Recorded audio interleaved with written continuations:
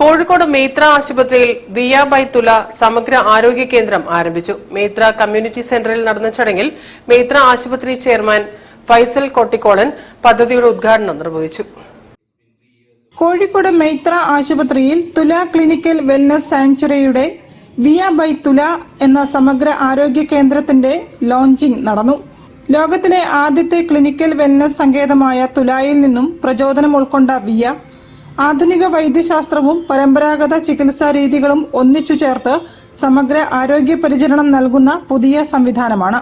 മേത്ര ആശുപത്രിയിലെ കമ്മ്യൂണിറ്റി സെന്ററിൽ നടന്ന ചടങ്ങിൽ ആശുപത്രി ചെയർമാൻ ഫൈസൽ കോട്ടിക്കോളൻ ഔദ്യോഗികമായി പദ്ധതിയുടെ ഉദ്ഘാടനം നിർവഹിച്ചു. Malabar was the most famous place in the world. All the important travelers, 10 famous travelers from Ibn Battuta to Marco Polo to Vasco da Gama, all came here.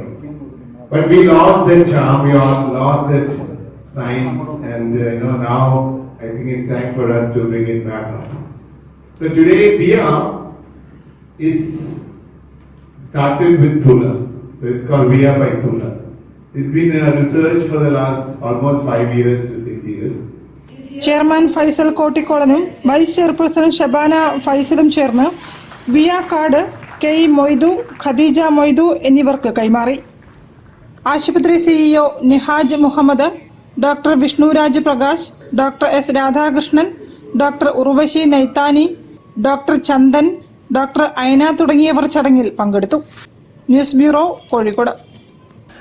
Malabar മേഖലയിലെ 3